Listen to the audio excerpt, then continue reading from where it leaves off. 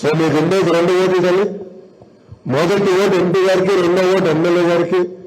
మీ 2 ఓట్లు తెలుగుదేశం, జనసేన, భారతీయ జనతా పార్టీ బలపరిచిన సైకిల్ గుర్తు వేసి ఎంపీగా చంద్రశేఖర్ గారిని, ఎమ్మెల్యే గారిని, లోకేష్ ని గెలిపించాలని ఈ సభాముగా మిమ్మల్ని అందరినీ నేను కోరుకుంటూ ఇప్పుడు ఈ ముఖాముఖి కార్యక్రమం మీకేమైనా ప్రశ్న ఉంటే దానికి సమాధానం చెప్పేదాన్ని నేను సిద్ధంగా.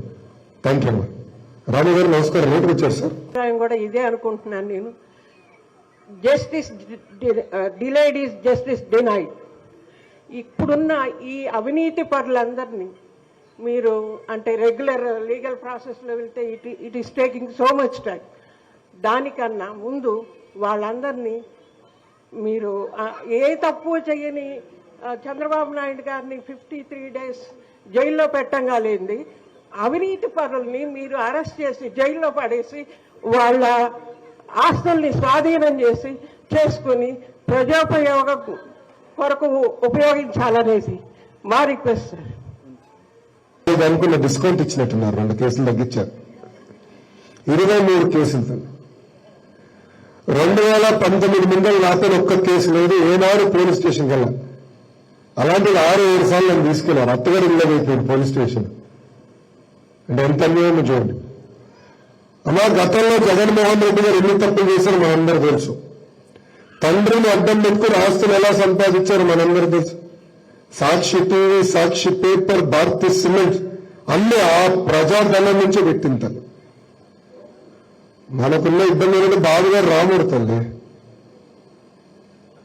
ఆయన ఏంటంటే రాముడు నీతి ఉండాలంటే, కానీ నేను శివుడు భక్తి తల్లి.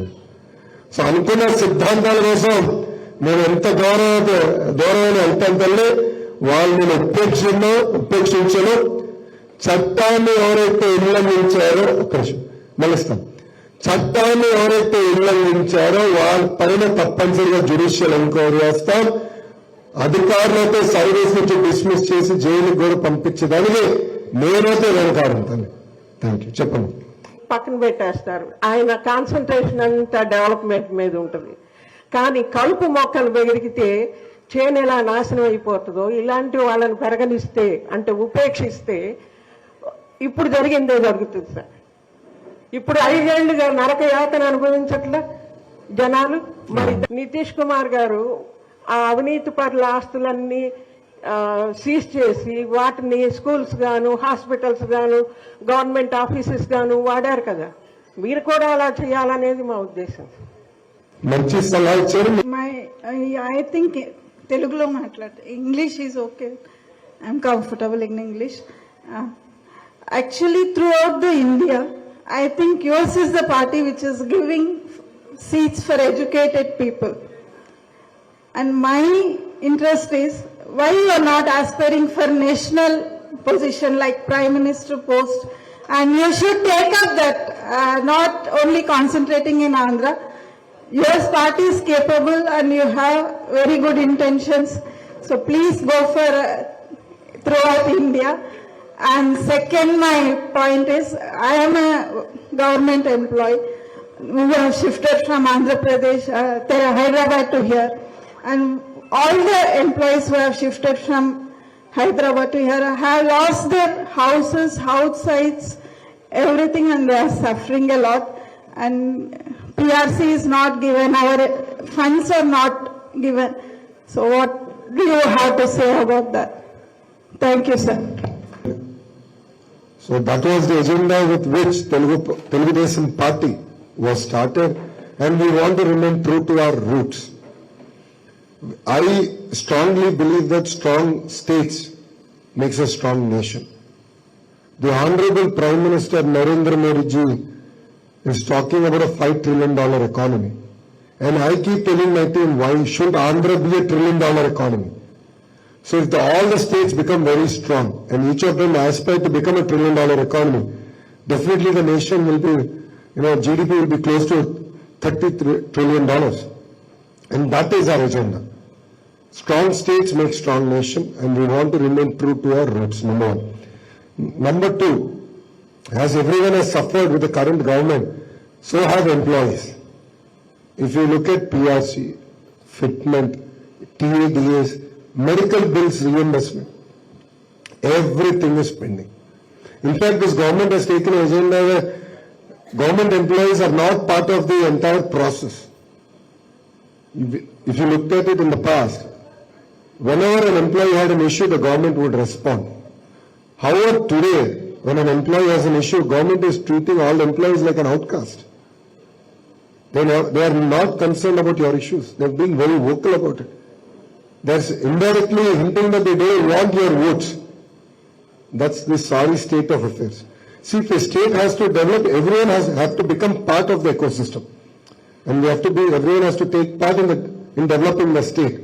So government employees also have a very, very important role in developing the state. And this is something that Mr. Naidu has been always clear about. We stand by that.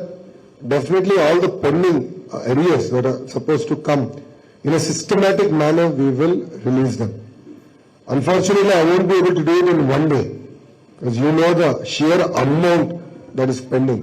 It will definitely take some time, but we intend to release it, regularize it, and on 1st of every month, give salaries to employees and give pension to pensioners.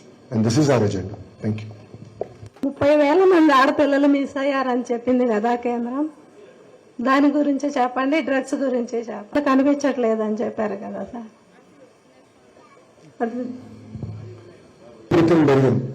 దీని అన్నిటికీ కారణం వైకాపా పార్టీకి చెందిన ఒక వ్యక్తి, అతని పేరు మీరు అందరూ గుర్తుపెట్టుకోవాలి, అనంతబాబు అనే వ్యక్తి. ఈ అనంతబాబు అరకులో గంజాయిని పెద్ద ఎత్తున ప్రోత్సహించి అక్కడి నుంచి ప్రాసెస్ చేసి ఈ రోజు కేవలం మన ప్రాంతానికి కాదు, చిత్తూరు జిల్లా వరకు కూడా గంజాయి తీసుకెళ్తారు. దానివల్ల ఒక తరం నాశనమయ్యే పరిస్థితి. చిత్తూరు జిల్లా చంద్రగిరి నియోజకవర్గంలో పాదయాత్ర చేస్తుంటే ఒక తల్లి నన్ను కలిసింది. అమ్మ చెప్పింది, ఆమెకి 3 కూతురున్నారు. పెద్ద కూతురుని గంజాయికి బానిసలుగా చేసి 45 రోజులు శారీరకంగా వాడుకున్నారంటే వైకాపా నాయకులు. ఆమె వచ్చి ఆవేదన వ్యక్తం చేసి ఆ రోజు నేను ఆమె ఒక్కటే అడిగాను, నేను CMC వెల్లూరు తీసుకెళ్తాను, మీరు ఒక మాట చెప్పండి. దాని తర్వాత ఇంకో మాట కూడా చెప్పింది, మీరు కానీ సహాయపడకపోతే నా పెద్ద కూతురు నేను చంపేస్తానని. ఏంటమ్మా ఇంత మాట అంటే, అప్పుడన్నా మా 2 చిన్న కూతురు పారోకుని ఉంటారు కదా నేను అంటే. చూడండి అమ్మ, గంజాయి ఏ స్థాయికి వెళ్ళిపోయింది. నొలకపేట, మన తాడేపల్లిలో నొలకపేటలో కానీ, డాలస్ నగర్లో కానీ, అక్కడంతా కూడా నిరుపేద కుటుంబాలకు చెందిన మహిళలు కూడా నుంచుని మా ఇంట్లో ఉన్న మగవాళ్ళందరూ గంజాయికి బానిసలయ్యారు, మీరు మమ్మల్ని కాపాడండి అని కోరారు. అమ్మ, మన ప్రభుత్వ అధికారంలోకి వచ్చిన మొదటి 100 రోజుల్లో గంజాయికి ఫుల్ స్టాప్ పెట్టే బాధ్యత మీ లోకేష్ తీసుకుంటాడు తల్లి. No second thought. రెండోది, గంజాయి వల్లనే లా అండ్ ఆర్డర్ ప్రాబ్లం. గంజాయి వల్లనే అనేక ఇబ్బందులు కుటుంబాలు ఎదుర్కొంటున్నాయి. దాంట్లో భాగంగా జనసేన పార్టీ అధ్యక్షుల వారు పవన్ అన్న చాలా స్పష్టంగా చెప్పారు, 30,000 మంది మహిళలు కనిపించట్లేదని కేంద్ర ప్రభుత్వం నివేదిక ఇచ్చిందని కూడా పవన్ అన్న చాలా స్పష్టంగా చెప్పారు. మనలో చైతన్యం తీసుకొచ్చారు. అది మన ప్రభుత్వ అధికారంలోకి వచ్చిన వెంటనే దానిపైన స్పెషల్ ఎంక్వైరీ చేస్తాం, ఏం జరిగిందో కూడా తేల్చుతాం. వాళ్ళు మళ్ళీ తిరిగి వాళ్ళ కుటుంబాలకి చేర్చే బాధ్యత కూడా మన ప్రభుత్వం తీసుకుంటుంది. Thank you.